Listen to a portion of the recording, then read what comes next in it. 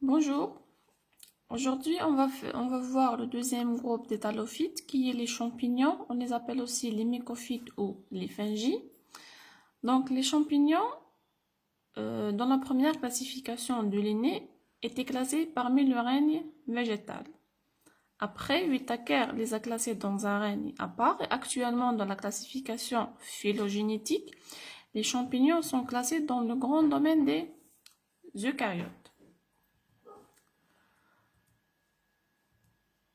Donc, les caractéristiques principales des champignons, donc ce sont des thalophytes ça veut dire qui ont un appareil végétatif de type thale, et ils sont caractérisés par l'absence de chlorophylle.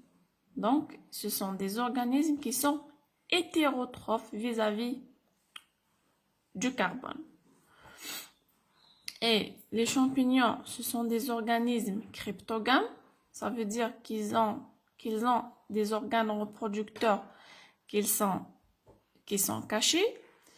Ils sont considérés aussi comme des organismes qui sont avasculaires.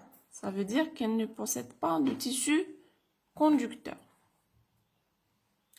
Donc, puisque les champignons sont hétérotrophes vis-à-vis du carbone, donc comment ils vont se nourrir? Il y a 3 modalités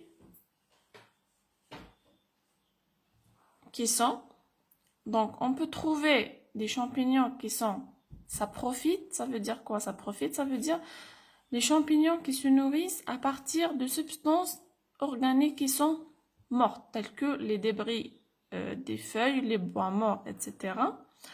On peut trouver des champignons parasites qui utilisent les substances organiques des êtres vivants qui les rendent malades et même ils tuent.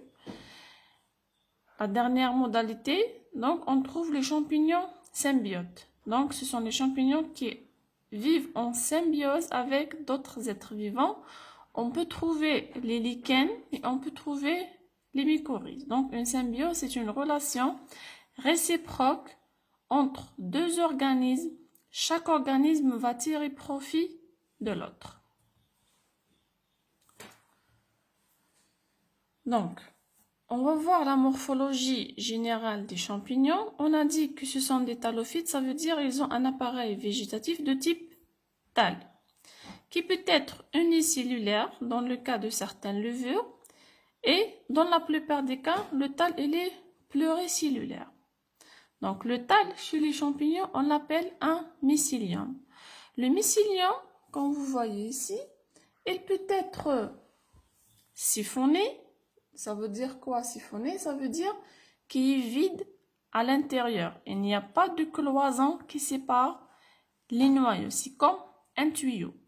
On a un deuxième type de mycélium qui est le mycélium cloisonné.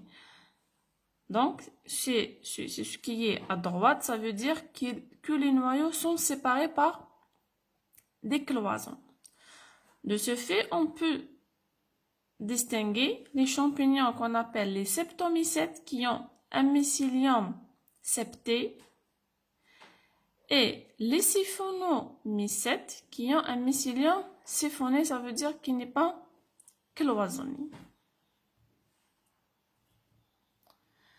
Pour la reproduction, toujours comme le cas des algues, on trouve une reproduction asexuée et une reproduction sexuée. La reproduction asexuée chez les champignons, elle peut se faire par la production de stolons, comme chez Rhizopus nigricans.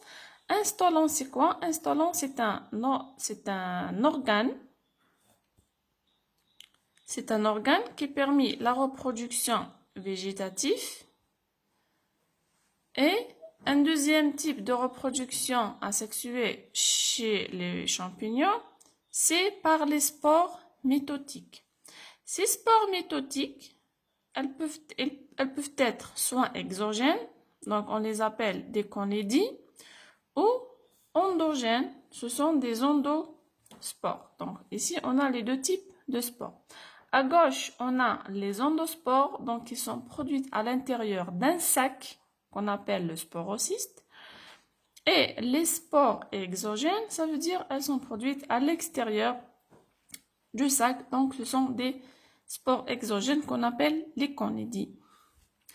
Pour la reproduction sexuée chez les champignons, elle implique deux phases qui sont la plasmogamie, on appelle aussi la cystogamie. La cystogamie, c'est la fusion de deux cytoplasmes. Donc, il y a la fusion d'un cytoplasme entre un champignon et un cytoplasme d'un deuxième champignon.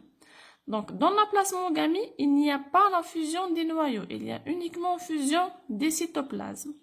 La deuxième phase, qu'on appelle la karyogamie, c'est dans cette phase-là où il va y avoir la fusion des deux noyaux, donnant un noyau diploïde.